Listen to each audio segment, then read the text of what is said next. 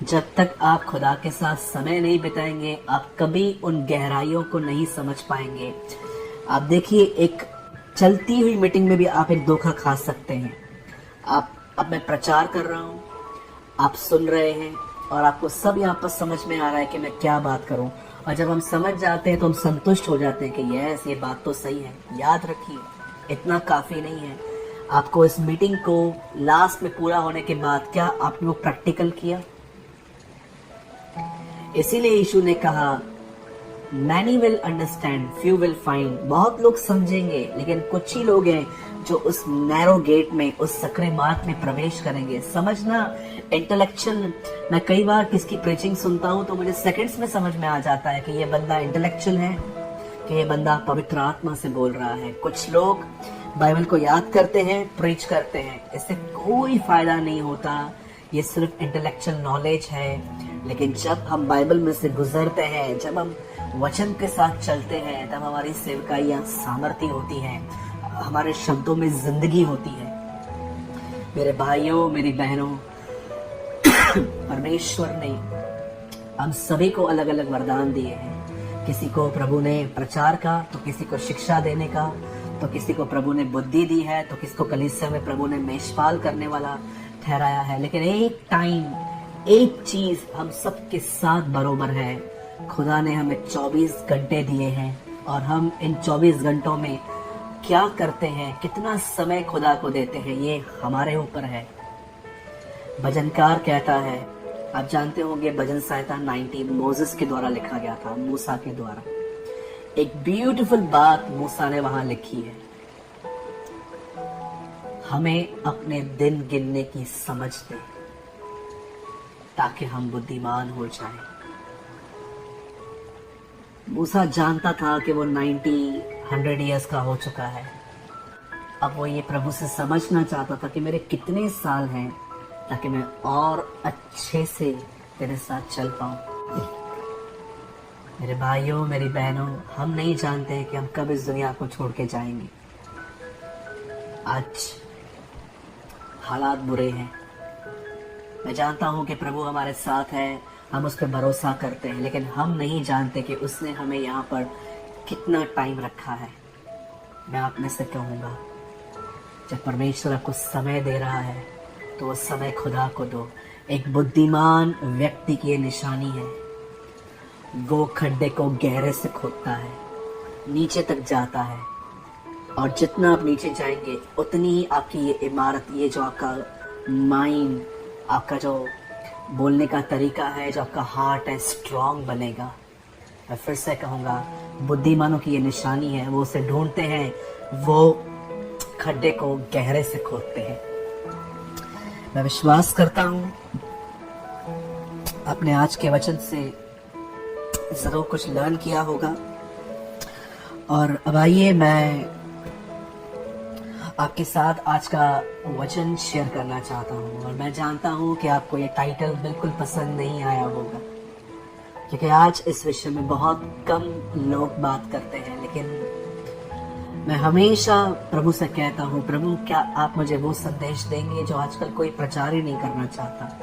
और प्रभु विश्वास योग्य है, उसने हमेशा मुझे ऐसे संदेश दिए हैं। मैं नहीं कहता कि जो मैं प्रीच करता हूँ वो और नहीं करते, लेकिन बहुत कम लोग हैं जो आज के विषय पे मैं जिसमें बात करने वाला हूँ उस विषय पे बात कर रहे हैं।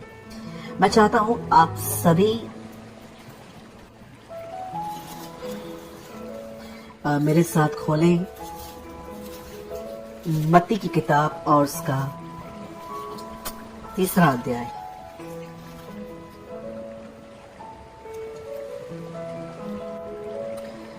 Please open with me Matthew chapter 3।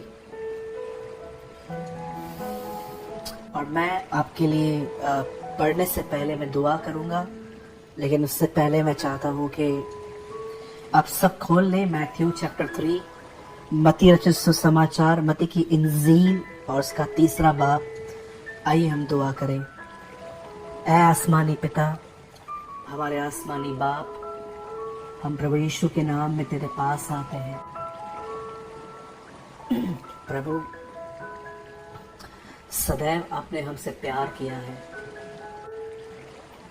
इब्रानियों में लिखा है कि तू जिससे प्रेम करता है उसकी ताड़ना करता है, और जिसे बेटा बनाता है उसे कोड़े भी लगाता है। खुदा तेरी ताड़ना, तेरे कोड़े एक तेरा प्यार है, क्योंकि तू हम में से किसी को भी नाश होते हुए नहीं देख सकता। तो सबसे ज़्यादा दुखी रहता है तब जब तेरे लोग नाश होते हैं। मैं दुआ करता हूँ आज का वचन हमारी आंखों को खोले, हम पर रहम कर। महिमा आदर आपको देते हुए हम इस विनती को यीशु के नाम में मांगते हैं, आमीन आमीन। मैं आपके लिए एक वर्ड पढ़ रहा हूँ, 3 का 7वां वचन। जब उसने बहुत से फरीसी और सदूकियों को बपतिस्मा के लिए अपने पास आते देखा तो उनसे कहा, हे सांप के बच्चों, तुम्हें किसने जता दिया कि आने वाले क्रोध से भागो। अब यहाँ पर ध्यान दीजिए। अब जानते होंगे कि बाइबल की एक आयत में ऐसा लिखा है कि जब एक बहन व्यभिचार एडल्ट्री करते हुए पकड़ी गई तब उन्होंने उसे प्रभु यीशु मसीह के सामने फेंका और प्रभु से कहा कि लॉ में लिखा है कि ऐसी स्त्रियों को पथराव करके मार दिया जाए, तू क्या कहता है। तब आप जानते होंगे कि प्रभु ने उनसे कहा कि तुम में से जिस किसी ने पाप नहीं किया है वो उससे पहला पत्थर मारे। और बाइबल बताती है कि वो वहां से चले गए और वो स्त्री और यीशु मसीह जब रह गए तब प्रभु ने उससे कहा, क्या कोई नहीं था? उसने कहा, कोई भी नहीं। तब प्रभु ने उससे कहा, मैं भी तुझ पे दंड नहीं लाता। इंग्लिश में लिखा है, I will not condemn you. मैं तुझे कंडेम नहीं करता, मैं तुझे जज नहीं कर रहा हूँ। जा और फिर पाप मत करना।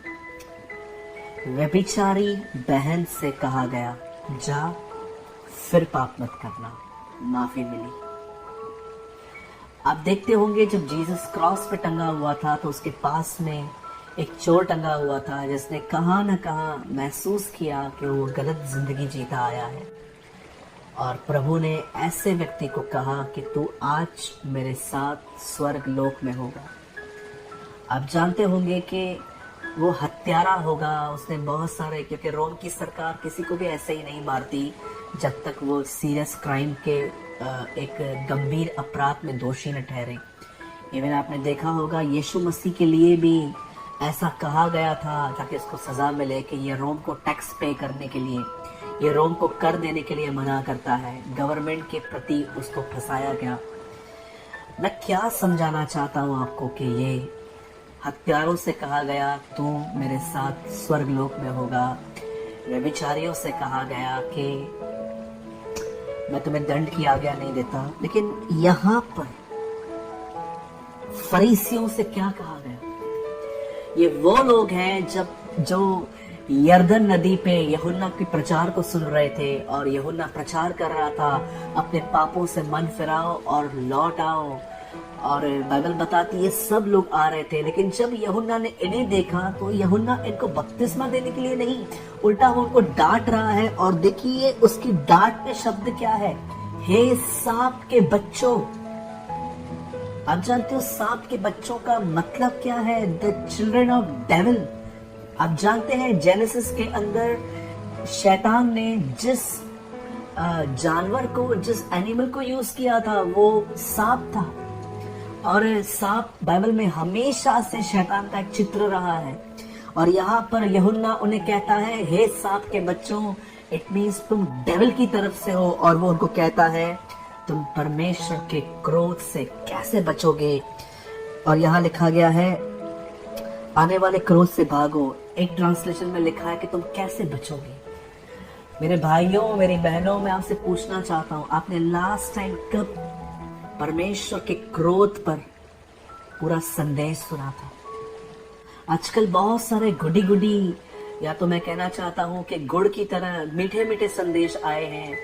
चर्च में आओ, छुटकारा मिलेगा। मैं छुटकारे के बिल्कुल भी खिलाफ नहीं हूँ। मैं चाहता हूँ कि हमारा छुटकारा हो, तो मैं ये मिलेगा, मुझे तुम्हें वो मिलेगा। मैं इन संदेशों के खिलाफ नहीं हूँ यस, हमें आशीष चाहिए, आशीष हमारे जिंदगी को कंफर्ट करती है, मैं मानता हूँ। लेकिन मैं ये जानना चाहता हूँ, आखिर ये पैसेजेस हम कब प्रीच करेंगे और हम कब सुनेंगे इनको। आजकल बहुत सारे लोग जब YouTube ऑन करते हैं तो वो देखते हैं कि ये बंदा जो है ये बहुत अच्छा बोलता है, जो मुझे चाहिए, प्रोफेसी, ये बंदा मेरे लिए बोलता है, healing. You know the Bible says last के डेज में लोग अपना प्रीचर खुद ढूंढेंगे, लेकिन कई सारे लोग ऐसे भी होंगे जिनको परमेश्वर चाहेगा कि इनको सुने, लेकिन वो उसको नहीं सुनते हैं। वो अपनी प्रीचिंग खुद डिसाइड करते कि यस, ये मेरा पास्टर, वो मेरा पास्टर। क्यों? क्योंकि वो बात करता है जो हमें चाहिए। आज मैं आपको बताना चाहता हूँ क्रोध क्या होता है। कई सारे लोगों ने कोविड-19 के अंदर जब उनकी अब जो वेव आई थी, जो बड़ी डेंजर थी महाराष्ट्र में, आप जानते हैं हमारे चर्चेस आज भी बंद है। भारत में बहुत सारी जगहों से लॉकडाउन निकल चुका है, कुछ जगहों पर शाम तक है, कुछ जगहों पर 2 बजे तक है। लेकिन मैं आपको बताना चाहता हूँ, इस कोविड-19 के टाइम पे बहुत लोगों ने वीडियोस बनाए कि ये खुदा का एंगर है, ये खुदा का क्रोध है। जी नहीं, कोविड खुदा का क्रोध नहीं है, याद रखिए। आप कितने लोगों को मरते हुए देख रहे थे इन दिनों में? एक दिन में 5,000, 10,000। क्रोध एक साथ करोड़ों को लेके जा सकता है, अरबों लोगों को लेके जा सकता है। वो इतना खतरनाक होता है। आज मैं आपके साथ शेयर करना चाहता हूं कि खुदा का क्रोध क्या है और वो किन लोगों पर आएगा। यहां पर लिखा गया है कि तुम्हें किसने जता दिया कि आने वाले क्रोध से भागो। आखिर क्यों जॉन द बैप्टिस्ट ने फरीसियों को कहा कि तुम्हें किसने जताया कि इससे भागो? तुम्हें तो फेस करना पड़ेगा। वो क्यों कह रहा है? क्योंकि जब फरीसी वहां पर आए तो कहा ना कहा जॉन अपनी आत्मा में समझ गया कि इन्हें कोई पछतावा नहीं है, ये सिर्फ और सिर्फ एक नियमों का पालन करने में व्यस्त है। आप जानते हैं, मैं आपको एक ऐसी सच्चाई बता सकता हूं जो आपको हैरान कर सकती है। आप जानते हो, बहुत सारे जो लोग जो इन दिनों में बाइबल पढ़ रहे हैं, उनका खुदा के साथ कोई कंसर्न नहीं है। वे मसीह में आए, उनके साथ चमत्कार हुआ, उसके बाद उन्होंने बाइबल लिया, पढ़ना स्टार्ट किया। पहले वो कुछ और करते थे, अब ये वो किताब पढ़ते हैं, लेकिन वो हमेशा बाइबल को एक नियम के तौर पे पढ़ते हैं कि मुझे एक अध्याय पढ़ना है। लेकिन जब परमेश्वर उनको ये कहता है कि तूने इस बंदे को माफ नहीं किया है, इसे माफ कर, तब वो इन वचनों को इग्नोर